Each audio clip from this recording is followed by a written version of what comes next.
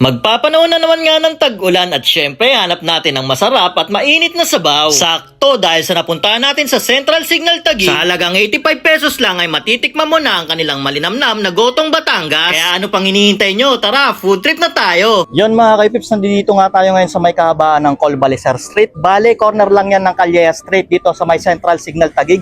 At may dinayo nga tayo ditong food tripan. Ito nga yung K&K Gotong Batangas. So samahan nyo ako. Tikman natin yung kanilang Gotong Batangas dito. Magandang tanghali. Ano pong pangalan nyo? Si Jessica Sen. Ano po yung mga binibenta nyo dito? Meron po kami ditong Gotong Batangas. Tingin nga po, te. Ito po. Yun, yung Gotong Batangas. Kano naman po, te? Ano to? 70 po per order. 70 may rice na po yun? May ano po, 85 po pag may rice. 85 pag may Opo. rice. Bukod po dito sa may Gotong Batangas nyo po, ano pa po yung mga binibenta nyo dito? Meron po kami ditong silog meals, tsaka po sizzling sisig. Mga sisig-sisig po. Ito, tsaka mga lutong ulam. Ito yung mga lutong ulam. Bali, kasama na rin po yan. Magkano naman po yung mga lutong ulam nyo? Ano po, 70, tapos sa gulay po, 40, ganun. Yun. Te, anong oras po nag-o-open tong store nyo? Ano po, 7 a.m. to 11 p.m. 7 to 11. Opo. Ayun. Te, sige tayo, pa-order po ako ng isang Gotong Batangas nyo po. Te, hintayin ko na lang po. Thank you.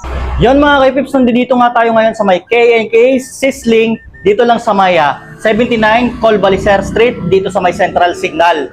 Dinayo nga natin dito yung kanilang Gotong Batangas na nagkakahalaga lang ng 70 pesos pag Gotong Batangas lang.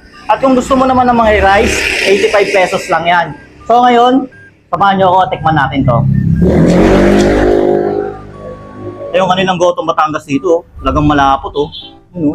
Tapos, yan yung mga laman. Talagang yung lapot nito dahil to dito sa mga taba na medyo jelly-jelly na, no? Tikman natin. Tinamnam. Ang sarap ando doon yung parang malalasa mo yung lapot dito sa yung parang jelly dumidikit dito sa ngalang-ngala mo dahil dito sa mga taba niya. Actually, hindi mo na kailangan na itong sausawan na ginawa natin dahil malasa na to, no? Tikman din natin syempre ng yan. Meron naman laman. Sarap.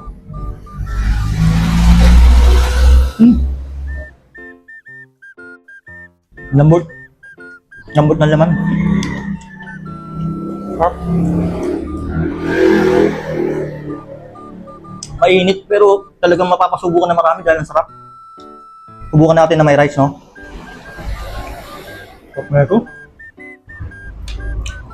Yun mga ka-epips, dito ang maganda. Pag naubos yung sabaw niyo tapos nakulangan kayo, no? Pwede kayo manghingi ng sabaw dito, ang sarap.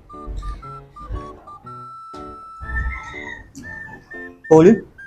Lagyan natin konti na ito, ha? Yun. Wow! Mas lalo pang pinasarap nito yung medyo may unting asim na siya. Ako. Solid.